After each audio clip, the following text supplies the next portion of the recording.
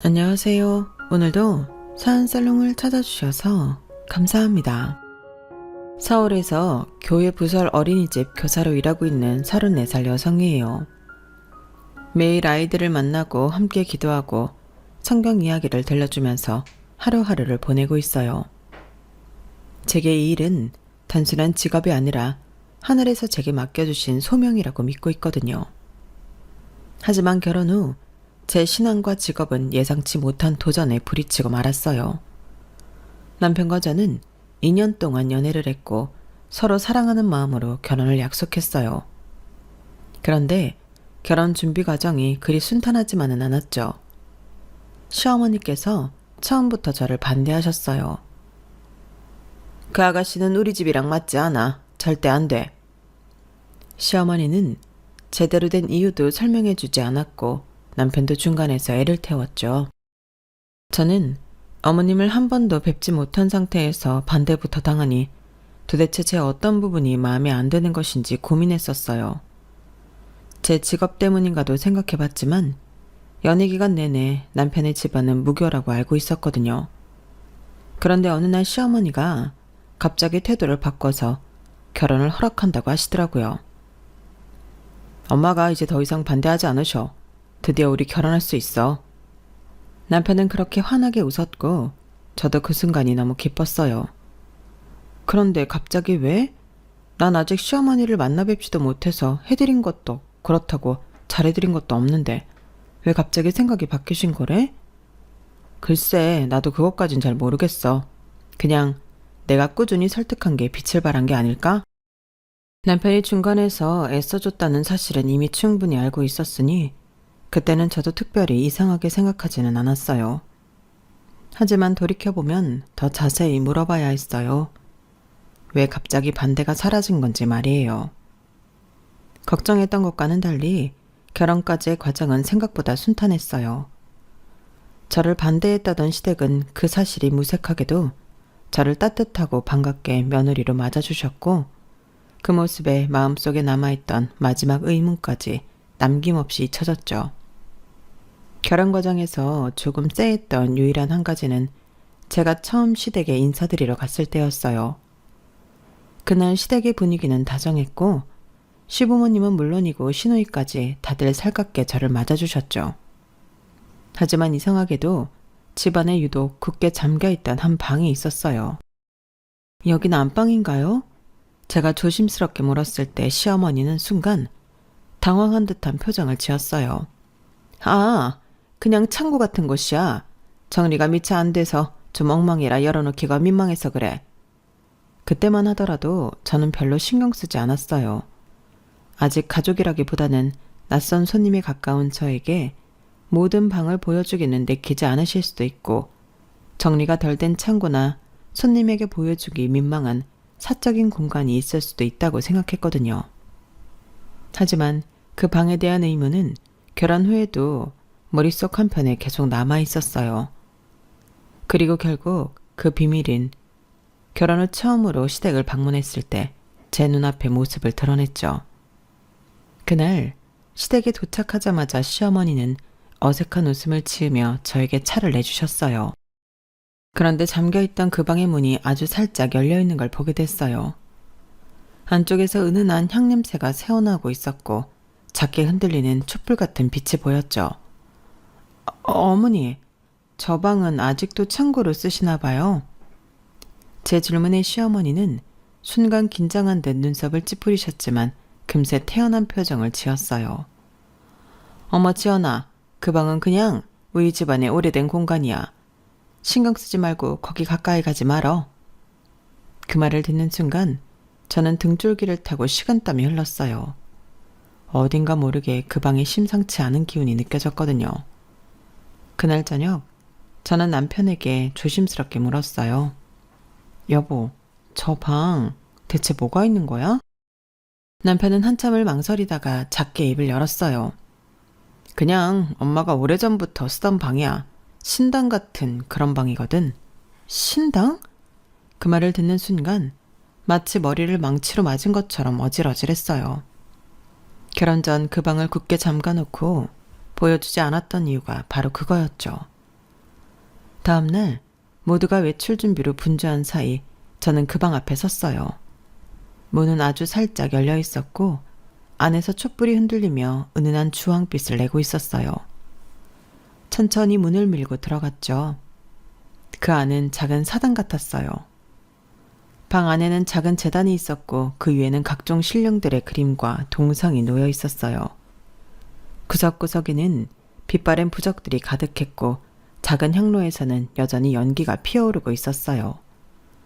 제단 앞에는 낡은 방울과 붉은 천이 어지럽게 흩어져 있었고 천장에는 색색의 천들이 매달려 있었습니다.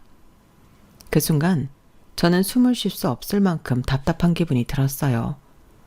방 안은 무거운 공기로 가득 차 있었고 심장이 쿵쾅거리기 시작했죠. 지연아, 왜 거기 들어갔니? 등 뒤에서 들려온 어머님의 목소리는 낮고 떨려 있었어요. 저는 급하게 돌아서며 어머님을 마주봤어요. 어머님의 얼굴에는 당혹감과 약간의 분노, 그리고 무엇보다도 당황스러움이 서려 있었어요. 어머님, 이게 뭐예요? 왜 그동안 말씀 안 하셨어요? 제 목소리는 떨리고 있었고 가슴이 답답해서 숨을 쉬기가 어려웠어요. 하지만 어머님은 한숨을 쉬며 문을 닫고 방 안으로 들어오셨죠. 이런 건 꼭 말해야 하는 거니, 지연아? 네가 하나님을 믿듯이 나도 내가 믿는 신령님을 믿는 거야. 너한테 강요하려는 것도 아니고 이건 우리 집안의 오래된 전통일 뿐이야. 어머님의 목소리는 다정하면서도 조금은 단호했어요. 너도 네 믿음을 가지고 있잖아.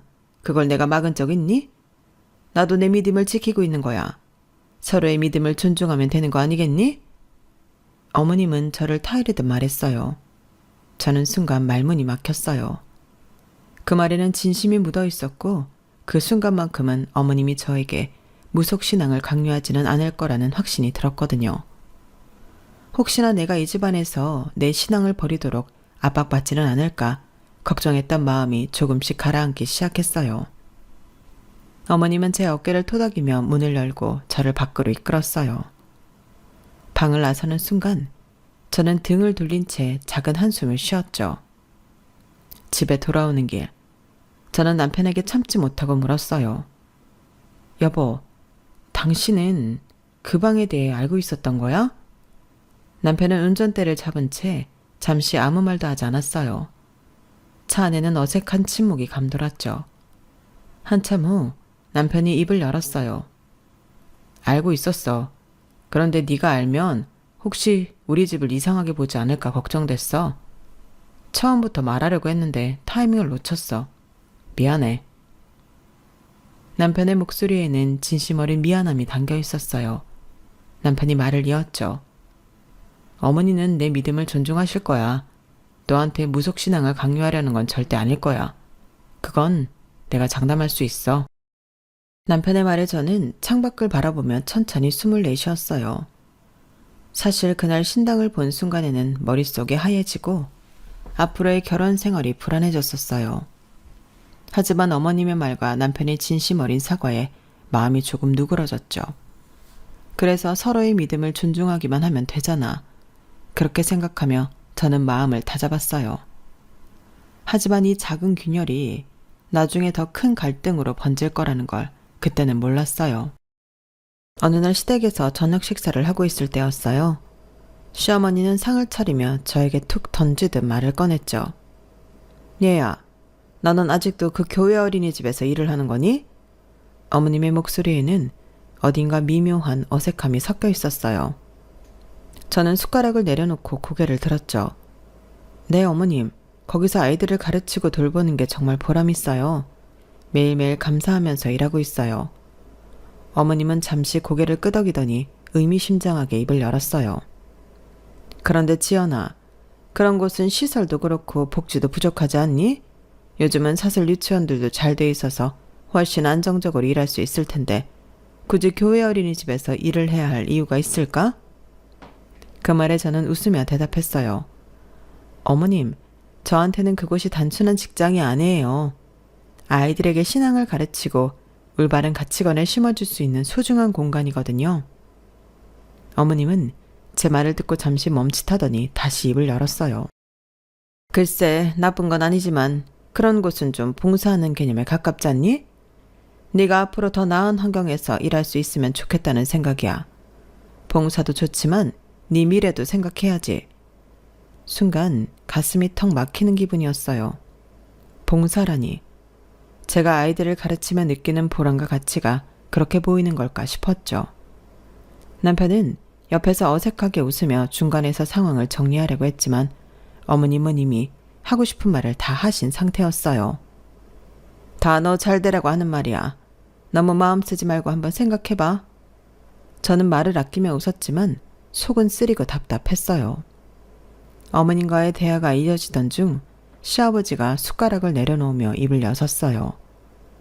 그동안 조용히 듣기만 하셨던 시아버지가 말문을 여니 식탁 위의 공기가 더 무거워지는 것 같았죠. 아가야, 나는 말이야.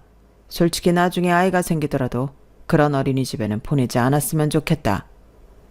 시아버지의 목소리는 차분했지만 단호했어요. 저는 순간 멈칫하며 시아버지를 바라봤어요. 그런 어린이집이라뇨? 어떤 의미로 말씀하시는 거예요? 아니 교회 부설 어린이집 같은데 말이야. 그건 아이한테 종교를 너무 일찍 주입시키는 거잖아. 어릴 때부터 한쪽으로만 치우쳐서 자라면 나중에 다른 선택을 할 기회도 갖지 못할 거 아니야? 어머님은 시아버지의 말을 듣고 가볍게 고개를 끄덕였어요. 두 분의 의견이 일치하는 모습이었죠. 맞아 여보, 나도 그 생각엔 동의해. 아이는 스스로 종교를 선택할 수 있는 자유가 있어야 해. 너무 어릴 때부터 교회에 보내고 성경 이야기를 들려주면 세뇌처럼 느껴질 수도 있지 않겠어? 남편은 숟가락을 쥔 채로 애써 어색한 웃음을 지었어요. 아버님, 어머님, 저는 세뇌할 생각은 없어요. 아이가 자연스럽게 신앙을 접하고 그 안에서 믿음을 키워갈 수 있도록 돕고 싶을 뿐이에요. 제게 신앙은 삶의 일부니까요. 제 목소리가 살짝 떨렸어요. 이 이야기가 불편했지만 제 신앙을 변명처럼 이해하고 싶진 않았거든요. 글쎄, 그래도 아이는 선택의 기회를 가져야지. 어릴 때부터 교회만 다니면 그게 선택이 아니라 그냥 주입이 되는 거 아니겠어? 그건 좀 위험하지 않을까? 시아버지는 조용하지만 강단 있는 목소리로 말씀하셨어요. 저는 그 말을 듣는 순간 마음이 조금 상했어요. 제가 믿고 따르는 신앙이 주입이나 세뇌처럼 들린다는 게 너무나 속상했거든요. 아버님, 저는 신앙을 강요하려는 게 아니에요. 아이가 자라면서 자연스럽게 믿음을 느끼고 스스로 선택할 수 있도록 돕고 싶을 뿐이에요. 그것이 진짜 신앙이라고 생각하니까요. 어머님은 제 말을 듣고는 작게 한숨을 내쉬며 숟가락을 내려놓았어요. 그래도 아이한테는 조금 더 여유를 주는 게 좋지 않겠니? 다 너를 생각해서 하는 말이야. 그 말에 남편이 뒤늦게 나섰어요. 엄마, 아빠, 이 사람이 이런 이야기 들으면 기분이 좋을 리가 없잖아요. 지연이한테 신앙은 단순한 종교가 아니라 삶의 일부야. 그런 말을 쉽게 하지 말아주세요. 남편의 목소리는 부드러웠지만 그 안에는 미안함과 불편함이 섞여 있었어요. 시아버지는 더 이상 말을 잇지 않았고 어머님은 작은 한숨을 내쉬며 식사를 이어갔어요. 저는 밥맛이 뚝 떨어진 채로 숟가락을 내려놓았어요. 대화는 거기서 끝났지만 제 마음에는 작은 상처가 생긴 것 같았죠. 주입이라니, 내가 아이들을 세뇌라도 시킬 거라고 생각하는 걸까? 집으로 돌아오는 차 안에서 저는 남편에게 조심스럽게 입을 열었어요. 여보, 아버님 말 좀 속상했어. 내가 신앙을 아이들에게 주입할 거라고 생각하시는 것 같아서. 남편은 한숨을 내쉬며 고개를 끄덕였어요. 나도 들으면서 좀 불편했어. 하지만 엄마 아빠는 너를 걱정해서 그런 말을 하신 걸 거야. 우리 부모님 세대는 아직 그런 것에 대해 잘 이해하지 못하는 부분이 있잖아. 그럼 나는 늘 이해만 해야 하는 거야? 나도 내 믿음을 존중받고 싶어. 내가 하는 일이 내 믿음이 너무 가볍게 여겨지는 것 같아서 마음이 너무 불편했어. 남편은 제 손을 잡으며 말했어요. 미안해. 내가 좀 더 엄마 아빠랑 얘기해 볼게. 네 믿음과 네 일이 얼마나 소중한지 내가 다 전달할게. 남편의 말에 조금은 마음이 누그러졌지만 그날 시아버지의 말과 어머님의 태도는 여전히 제 마음 한구석에 남아 있었어요. 저는 이 일로 제 신앙이 제게 얼마나 소중한지, 그리고 그것들을 아이들과 나누는 것이 얼마나 중요한 일인지 다시금 깨닫게 되었어요. 하지만 동시에 깨달았죠. 이 집안에서 제 믿음을 지키는 게 결코 쉽지는 않을 거라는 걸요. 일요일 아침 알람 소리가 울리자마자 저는 부지런히 몸을 일으켰어요. 옆에서 남편은 이불을 꼭 끌어안고 자고 있었죠. 조심스럽게 남편의 어깨를 흔들며 속삭였어요. 여보, 나 교회 다녀올게. 남편은 한쪽 눈만 살짝 뜨고 저를 바라보더니 입을 삐쭉 내밀었어요. 오늘은 가지 말고 나랑 같이 있으면 안 돼? 당신이랑 끌어안고 있고 싶은데. 주말 아침마다 이렇게 혼자 남겨지는 기분이야. 남편이 장난스럽게 말했지만 목소리에는 은근한 아쉬움이 묻어나는 것 같았어요. 미안한 마음이 들었지만 그래도 매주 주말이면 꼭 교회에 가야 한다는 마음은 변함이 없었어요. 나도 미안해. 알잖아. 일요일은 친정 식구들이랑 교회 가기로 약속한 거. 그래도 빨리 다녀와서 오후엔 온전히 당신이랑만 있을게. 오늘 저녁엔 영화도 보고 치킨도 먹자. 어때? 남편은 삐죽거리던 입꼬리를 살짝 올리며 고개를 끄덕였어요. 알겠어. 대신 약속해. 오늘 저녁은 치킨 꼭 먹는 거다. 귀엽게 투정 부리는 남편의 볼에 가볍게 입을 맞추고 옷을 챙겨 입고 집을 나섰어요. 교회에 도착하니 친정 식구들이 벌써 와 있었어요. 엄마, 아빠, 언니, 형부까지 다들 밝은 얼굴로 저를 맞아줬어요. 예배가 끝나고 나서는 교회 식당에서 점심을 먹었는데 그날 메뉴는 따뜻한 소고기 뭇국과 밥이었어요. 식탁에 둘러앉아 이런저런 이야기를 나누다 보니 언니와 형부의 다정한 모습이 눈에 들어왔어요.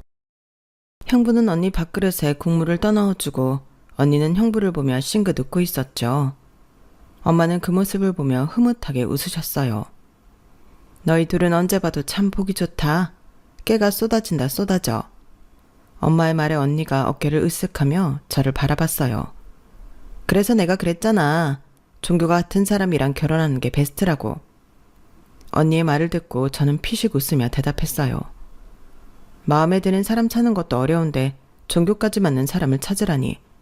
그건 진짜 하늘이 내려준 운 아니겠어? 언니는 복 받은 거지. 그런가? 언니는 입을 삐죽 내밀었지만 형부는 언니의 손을 잡으며 웃었어요. 정말 둘이 매주 손을 잡고 성실하게 교회에 함께 다니는 모습을 볼 때마다 따뜻하고 부러웠어요. 그때 형부가 말을 이어갔어요. 그래도 맞는 말이야. 종교가 다르면 아무래도 작은 것에서도 부딪힐 일이 많아지니까. 서로의 믿음을 존중하는 게 쉬운 일이 아니거든. 아빠는 고개를 끄덕이며 한마디 덧붙이셨어요. 그래도 다른 종교라도 믿지 않는 게 어디냐. 무교면 그래도 덜 부딪히지. 너희는 그나마 나은 거야. 엄마도 맞장구를 치셨어요. 맞아. 무교면 그래도 덜 싸우지.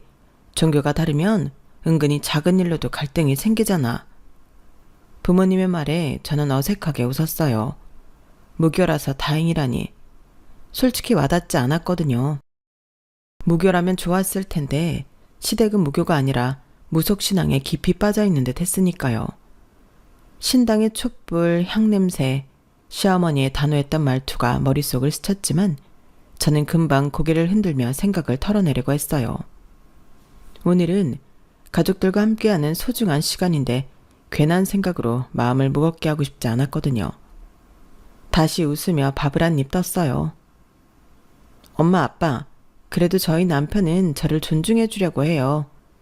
교회에 가는 것도 이해해주고 주말에 혼자 남는 거 싫어하면서도 매번 군말 없이 친정 식구들이랑 시간 보내고 오게끔 보내주잖아요. 아빠는 고개를 끄덕이며 제 손을 따뜻하게 잡아주셨어요. 그래, 그거면 된 거야. 서로 이해하고 존중하는 게 가장 중요한 거지. 점심을 다 먹고 집으로 돌아가는 길에 괜히 마음이 허전했어요. 언니와 형부의 다정한 모습, 부모님의 따뜻한 위로까지. 모든 게 감사했던 하루였지만 나 혼자만 어딘가 조금 다른 길을 걷고 있다는 느낌이 자꾸만 들었어요. 하지만 남편이 집에서 나를 기다리고 있을 생각을 하니 마음이 조금 나아졌어요. 남편은 나를 존중해 주려고 노력하는 사람이니까 그거면 됐지. 그렇게 마음을 다잡았죠. 신당을 발견한 그날 이후로 솔직히 남편을 조금 의심했었어요. 시댁이 그렇게 깊이 무속신앙에 빠져 있는 걸 보면 남편도 나에게 숨기고 있는 무언가가 있지는 않을까 싶었거든요. 혹시 남편도 어딘가에서 몰래 점을 보고 사주를 믿고 나에게 말하지 않는 무속적인 믿음을 가지고 있는 건 아닐까. 그런 생각이 머릿속을 떠나지 않았죠. 하지만 곰곰이 생각해보니 남편은 연애할 때부터 그런 것에 전혀 관심이 없었어요. 친구들이 재미삼아 사주를 보러 가자고 해도 귀찮아하며 가지 않았고 심심풀이로 보는 별자리 운세 같은 것도 심드렁하게 넘기곤 했었죠. 결혼 후에도 그런 모습은 달라지지 않았어요. 시댁과는 다르게 남편은 평범한 무교로 남아있었던 거예요. 게다가 남편은 여전히 나에게 다정했어요. 퇴근 후에는 늘 장난스러운 말투로 농담을 건넸고 주말에는 함께 영화를 보고 맛있는 음식을 먹으며 시간을 보냈어요.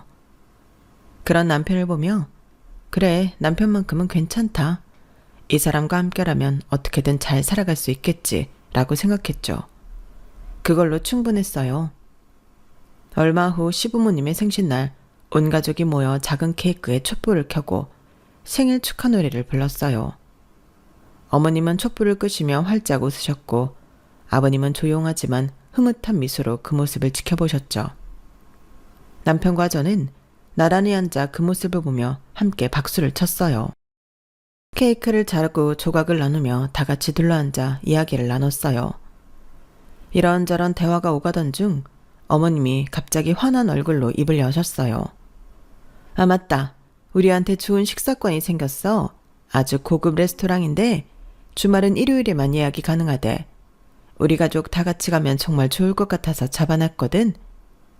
어머님의 말에 식탁에 있던 모두가 귀를 기울였어요. 아, 일요일이요? 제가 조심스럽게 말을 꺼내자 어머님은 바로 웃으며 대답하셨어요. 그래, 일요일 점심이야. 아주 유명한 곳인데 평소엔 예약하기도 힘든 곳이라더라고. 아버님도 덧붙이셨어요. 이런 게 흔치 않아. 가족끼리 오붓하게 좋은 시간 보내고 오면 얼마나 좋아. 하지만 저는 순간 말문이 막혔어요. 일요일은 늘 친정 가족들과 교회에 가는 날이니까요. 남편이 내 눈치를 살피는 게 느껴졌어요. 어머님, 정말 좋은 기회인 것 같아요. 그런데 저는 일요일마다 교회에 가거든요. 친정 가족들이랑 같이 가기로 약속이 되어 있어서요. 그 말을 들은 어머님의 얼굴이 살짝 굳어졌어요. 아니, 지연아, 너는 평일 내내 교회 어린이집에서 일하잖아. 그런데 일요일에도 또 교회를 가야 해? 아버님도 고개를 갸웃거리며 말을 이어가셨어요. 그러게 말이야. 어린이집에서 하루 종일 교회에 있으면서도 일요일까지 또 가야 하는 건 좀 심한 거 아니야? 일요일은 남편이랑 오붓하게 시간을 보내야 하지 않니? 저는 최대한 부드럽게 미소를 지으며 대답했어요. 어머님, 아버님, 어린이집에서 일하는 거랑 주말에 교회를 가는 건 조금 달라요. 평일엔 아이들을 돌보고 가르치지만 일요일은 제 믿음을 위해 예배를 드리러 가는 거예요. 하지만 어머님은 여전히 고개를 갸웃거리며 이해하기 어렵다는 표정을 지었어요. 그래도 남편이랑 주말에 시간을 보내는 게 더 중요하지 않겠니? 가족끼리 함께 좋은 곳에서 식사하는 것도 의미 있는 일이잖아. 아버님도 한숨을 내쉬며 말을 보탰어요. 이런 기회는 흔치 않아서 하는 말이야. 믿음도 믿음이지만 가족끼리 이런 좋은 시간을 보내는 것도 너희한테 좋은 추억이 될 텐데.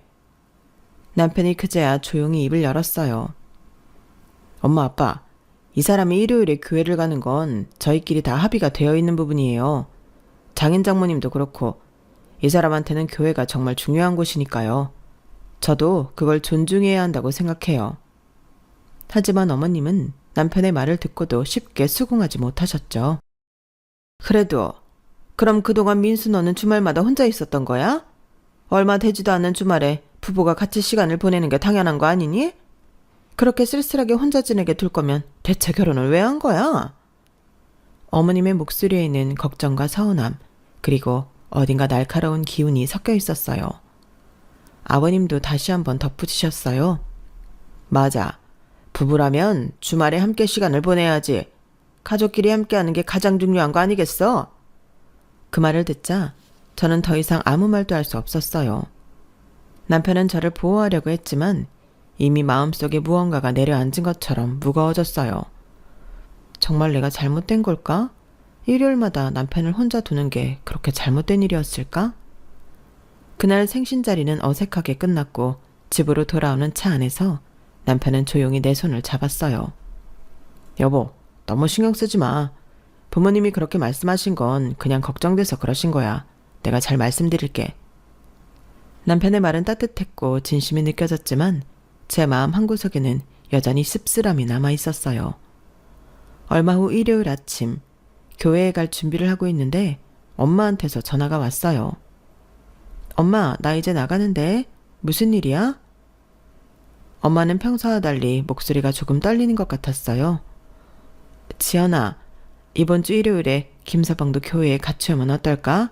함께 점심 먹고 가면 좋잖아. 엄마의 목소리에는 어딘가 조심스러움이 느껴졌어요. 어? 새삼스럽게 왜 갑자기 그런 말을 해? 엄마는 잠깐 망설이더니 한숨을 내쉬며 말을 이어갔어요. 아니면 둘이서 점심이라도 따로 먹고 가면 좋겠어. 김서방만 괜찮다면 말이야. 엄마가 이렇게 조심스럽게 말씀하실 때는 뭔가 이유가 있다는 걸 알 수 있었어요. 엄마, 왜 그래? 무슨 일인데? 김서방한테는 종교를 강요하면 안 되지. 잠시 침묵이 흐른 후 엄마가 어렵게 입을 여셨어요. 사돈어른이 전화를 하셨어? 그 말을 듣는 순간 가슴이 철렁 내려앉았어요. 어머님이요? 무슨 말씀을 하셨는데? 그냥 김서방이 주말마다 혼자 있는 게 마음에 걸린다고 하셨어. 그러니까 너 혼자만 데려가지 말고 김서방도 같이 데려와서 점심이라도 먹으라고 하시더라. 그 말을 듣고 저는 아무 말도 할 수 없었어요. 결국 이렇게 되는구나. 아무리 설명해도 그분들에게는 내가 일요일마다 남편을 혼자 두고 친정 가족들과 시간을 보내는 게 이해되지 않는 거겠지. 그런 생각이 들더라고요. 그래서 반쯤은 포기한 심정이 됐죠. 여보, 나랑 교회 같이 가줄 수 있어? 남편은 갑작스러운 말에 당황한 듯 저를 바라봤어요. 갑자기 왜 그래? 나한테 교회 같이 가자는 말 한 번도 안 했잖아. 그게 엄마한테 전화가 왔어. 어머님이 엄마한테 전화를 하셨더라. 민수가 주말마다 혼자 있는 게 마음에 걸리신다고. 제 말이 끝나기도 전에 남편은 한숨을 쉬며 눈을 감았어요. 엄마가 장모님께까지 전화를 드린 거야? 진짜 왜 그러셨지? 남편은 난감해하면서도 고개를 절레절레 저었어요. 아니야 여보, 나는 괜찮아. 혼자 있어도 아무렇지 않아. 괜히 나까지 갈 필요는 없을 것 같은데? 하지만 저는 시부모님이 엄마께 전화를 했다는 사실 때문에 마음이 무거웠어요. 그래도 엄마가 괜히 마음 쓰실 것 같아서 그래 예배까진 안 드려도 돼. 그냥 점심만 같이 먹고 가도 괜찮아. 남편은 제가 친정 식구들 입장을 신경 쓰는 걸 눈치챘는지 잠시 생각하더니 고개를 저었어요. 아니야, 갈 거면 제대로 가야지. 밥만 먹으러 가는 건 좀 그렇잖아. 예배도 같이 드리고 점심도 같이 먹자. 그 말에 저는 깜짝 놀랐어요. 사실 남편이 그렇게 말할 거라고는 생각도 못 했거든요. 정말? 아침부터 같이 갈 수 있겠어? 남편은 웃으며 고개를 끄덕였어요. 괜히 점심시간에만 가면 더 어색해질 것 같아서 그냥 처음부터 같이 가는 게 나을 것 같아. 고마워 여보. 고맙긴. 오히려 내가 죄송하지. 그렇게 남편과 함께 일요일 아침 교회로 향했어요. 예배 시간보다 조금 일찍 도착했는데 친정 부모님과 엄니, 형부가 우리를 맞이하러 나왔어요. 엄마는 남편을 보며 환하게 웃었어요. 민수야, 이렇게 아침부터 와줘서 정말 고맙다. 너 피곤하진 않니? 남편은 쑥스러운 듯 웃으며 고개를 저었어요. 아니에요 장모님, 괜찮습니다. 제가 처음 와보는 거라서 좀 어색하긴 하지만 잘 따라가 보겠습니다. 아빠도 남편의 어깨를 툭툭 두드리며 말했어요. 아유, 이렇게 아침부터 와주니 정말 기특하네. 마음 편하게 있다 가렴. 언니와 형부도 환한 미소로 남편을 맞이해줬어요. 어색할 수도 있겠지만 금방 편안해질 거예요. 예배 끝나고 먹는 밥도 정말 맛있어요. 남편은 긴장한 얼굴로 제 손을 꼭 잡으며 예배당 안으로 들어갔어요. 예배가 시작되고 남편은 조용히 옆에 앉아 설교를 들었어요. 처음에는 어색한 듯 두리번거리던 남편이었지만 시간이 지나면서 점점 진지한 얼굴로 설교에 집중하기 시작했죠.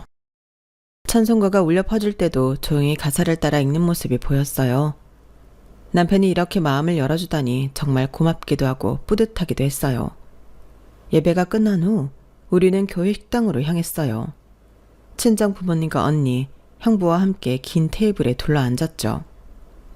남편은 따뜻한 국물을 한 입 떠먹더니 눈이 휘둥그레졌어요. 여기 밥 진짜 맛있네요. 정성이 가득한 맛이랄까? 생각보다 훨씬 좋아요. 엄마는 흐뭇하게 남편을 바라보며 말씀하셨어요. 그렇지. 여기 밥은 정말 많은 분들이 정성껏 준비해 주시는 거거든.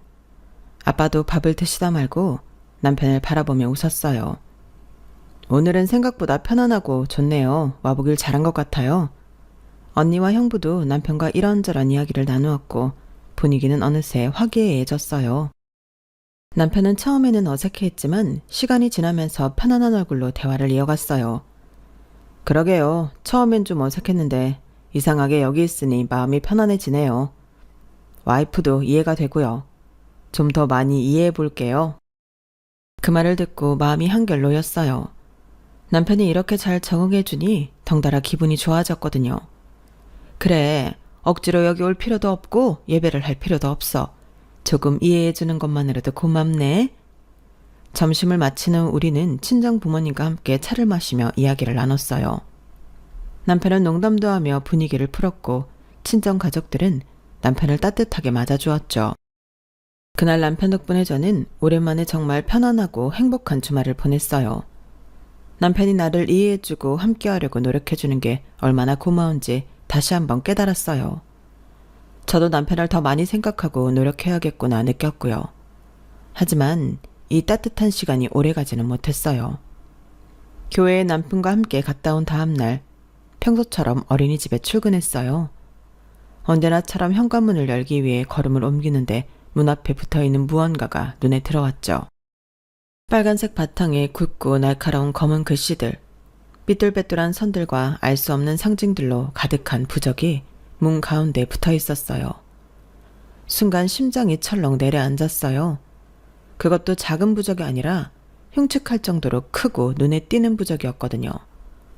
주변을 둘러보니 아직 다른 선생님들은 도착하지 않은 것 같았어요. 저는 혹시라도 누군가 볼까봐 급하게 부적을 떼어냈어요. 손끝이 떨리는 게 느껴졌어요. 그 순간 다른 선생님들이 하나둘 어린이집으로 들어왔고 누군가가 문 옆에 찢어진 부적 조각을 발견했어요. 어머, 이게 뭐야? 무슨 부적 같은데? 아, 불길해라. 누가 이런 걸 붙여놨어? 선생님들이 웅성거리며 문 주변을 살피기 시작했어요. 저는 손에 쥔 부적을 뒤로 감추고 어색하게 웃었어요. 아, 누가 장난친 거 아닐까요? 너무 신경 쓰지 말고 오늘 안으로 들어가요. 하지만 제 마음은 여전히 진정되지 않았어요. 문을 열고 안으로 들어선 후에도 그 부적이 머릿속을 떠나지 않았어요. 설마 시댁일까? 그 생각이 들자마자 심장이 쿵 하고 내려앉았어요.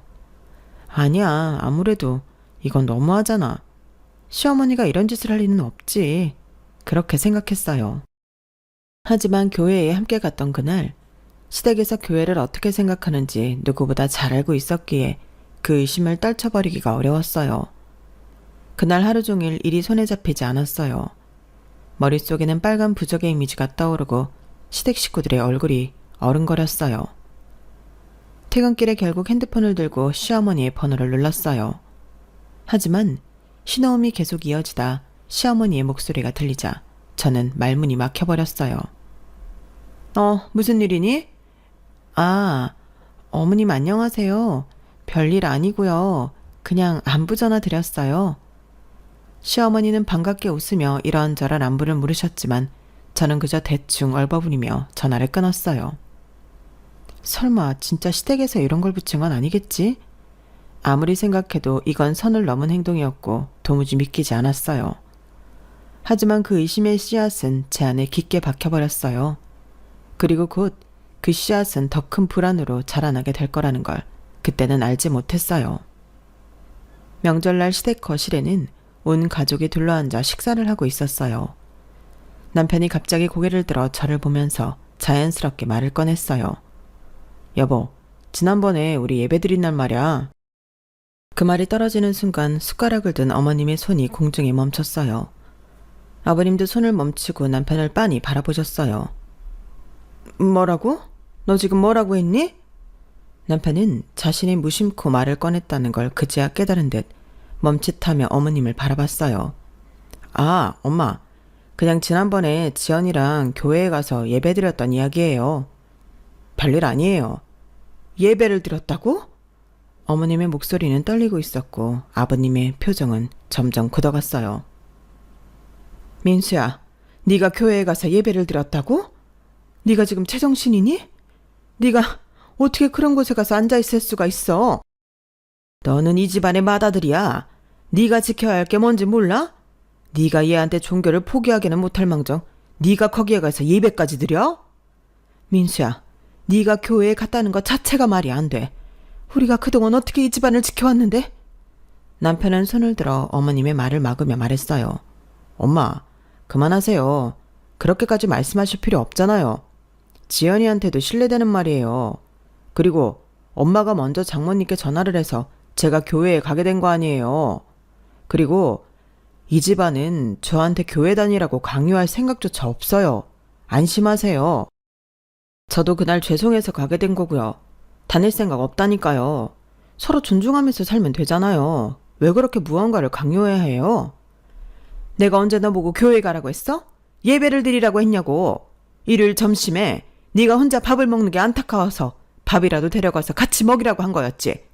예배까지 데리고 가라고 한 적은 없어. 아버님도 고개를 저으며 말을 이어갔어요. 그건 그렇지. 민수야, 그건 선을 넘은 거다. 어머님은 다시 저를 보며 말을 이어갔어요. 그렇게까지 해서 우리 아들까지 교회를 끌어들이는 거 이거 정말 아니야? 사돈 어른도 참 보통이 아니시네. 어떻게 그런 식으로? 그 순간 남편이 더는 참지 못한 듯 목소리를 높였어요. 엄마, 제발 그만하세요. 이 사람이 무슨 잘못을 했다고 그렇게 말씀하시는 거예요? 어머님은 차갑게 남편을 바라보며 말을 던졌어요. 너희 결혼 왜 우리가 처음에 반대했는지 벌써 잊었니? 네가 이어아야 결혼하면 안 된다고 신령님이 말씀하셨잖아. 그게 다 그 아이가 모태신앙이라서 그런 거야. 그 순간 제 머릿속이 멍해졌어요. 모태신앙이라서 반대하셨다고요? 제 목소리는 떨렸고 눈앞이 흐릿해지는 것 같았어요. 그래, 신점에서 뭐라고 했는지 알아? 너를 이 집안으로 들여서 개종시키면 이 집안의 대대손손 복이 깃든다고 했어. 네가 종교를 포기하게 해야 한다고 했다고? 그 말이 끝나자 거실은 숨막히는 정적이 휩싸였어요. 여보, 이 사실을 알고 있었어?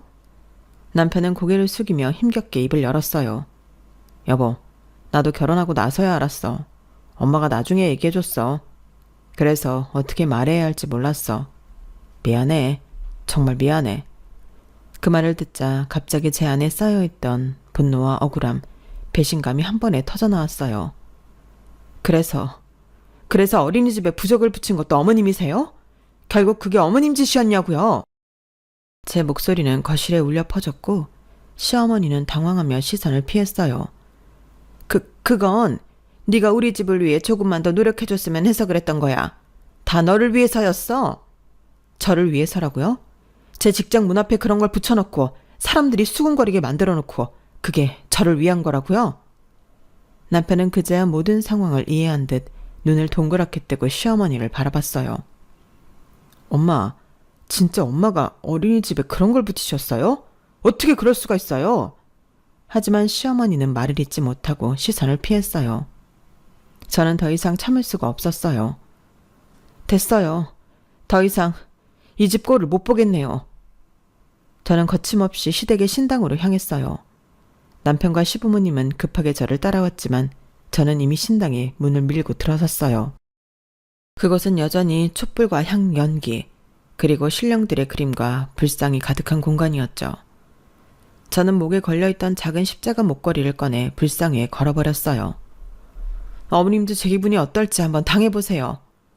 시어머니는 그 광경을 보고 비명을 질렀어요. 안 돼! 안 돼! 신령님 앞에 그런 걸 걸어두면 안 돼! 시아버지도 당황하며 어머님을 붙잡았어요. 이건 아니야. 너 제발 그러지 마라. 하지만 저는 멈추지 않았어요. 신당 한가운데 켜져 있던 향초를 하나둘 꺼버리기 시작했죠. 당신들이 제게 했던 짓을 그대로 되돌려드리는 것뿐이에요. 저는 제 종교를 위해 이렇게까지는 하지 않았어요. 그런데 어머님은 제 직장까지 건드렸잖아요. 어머님은 바닥에 주저앉으며 손을 떨었어요. 우리는 저렇게 불순한 것에 손댈 수 없어. 저걸 떼줘 네가. 신령님이 노하시면 우린 다 끝장이야. 저는 비웃음이 나올 뻔했지만 참았어요. 그럼 이제 제 기분이 조금 이해가 되시나요? 저도 제 믿음으로 사는 사람이고 그걸 건드리면 어떤 기분인지 이제 아시겠어요? 어머님은 울먹이며 손을 모았어요. 제발 다시 원래대로 돌려놔줘. 향도 목걸이도 다 원래대로. 저는 시부모님을 내려다보며 천천히 말을 이었어요. 저에게 약속하세요. 앞으로 제 신앙에 대해서는 단 한마디도 하지 않겠다고. 남편에게까지 강요하지 않겠다고. 그리고 각서도 쓰세요. 다시는 저에게 이런 식으로 무속신앙을 강요하지 않겠다고요. 시어머니와 시아버지는 서로를 바라보다가 떨리는 손으로 종이를 가져와 각서를 썼어요. 남편도 옆에서 아무 말 없이 눈을 감았어요. 모든 것이 끝난 후 저는 천천히 불상에 걸어둔 십자가 목걸이를 떼어냈어요. 촛불과 향도 하나씩 다시 켰죠. 그제야 시어머니와 시아버지는 바닥에 주저앉은 채 숨을 몰아쉬었어요. 이제 됐어요. 더 이상 저와 제 믿음에 대해서는 언급하지 마세요. 저도 부모님의 믿음을 존중하고 응원합니다. 그날 이후 시부모님은 마치 정신을 차린 사람처럼 변했어요.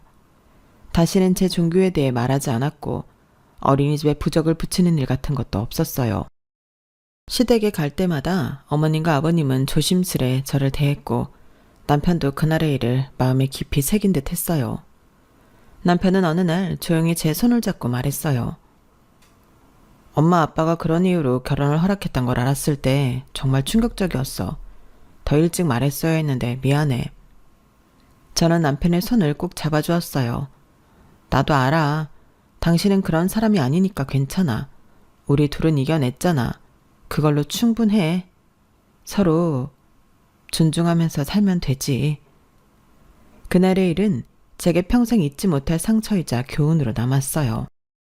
믿음이란 건 그저 개인의 가치관이나 취향 같은 게 아니었어요. 그저 저라는 사람을 이루는 가장 깊은 뿌리였고 그것을 뽑아내려 했던 그날의 사건들은 제 마음을 깊게 핥혔죠. 하지만 그날 저는 깨달았어요. 신앙은 강요로 이루어지는 게 아니라 스스로의 선택과 마음에서 비롯된다는 것도요. 남편은 결국 제 편이 되어주었고 시부모님도 더 이상 제 믿음에 대해 언급하지 않았어요. 완벽하게 이해받은 건 아니었지만 적어도 더는 건드리지 않겠다는 약속을 받아냈으니까요.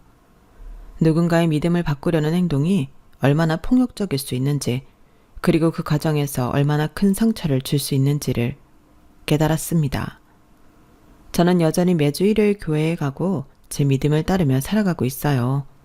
그리고 제 옆에는 남편이 그리고 믿음을 존중해주는 가족들이 있어요. 그걸로 충분합니다. 이 작은 평화가 저에게는 그 어떤 복보다 소중한 선물이니까요. 저도 시부모님 잘 모시며 현명하게 잘 살아가도록 노력해야죠. 제 이야기 들어주셔서 고맙습니다. 집안에 항상 행복이 가득하시길 바랍니다. 여러분, 사연 댓글에 응원과 현명한 조언 부탁드려요. 좋아요와 구독은 저에게 큰 힘이 됩니다. 오늘도 좋은 일 가득하세요.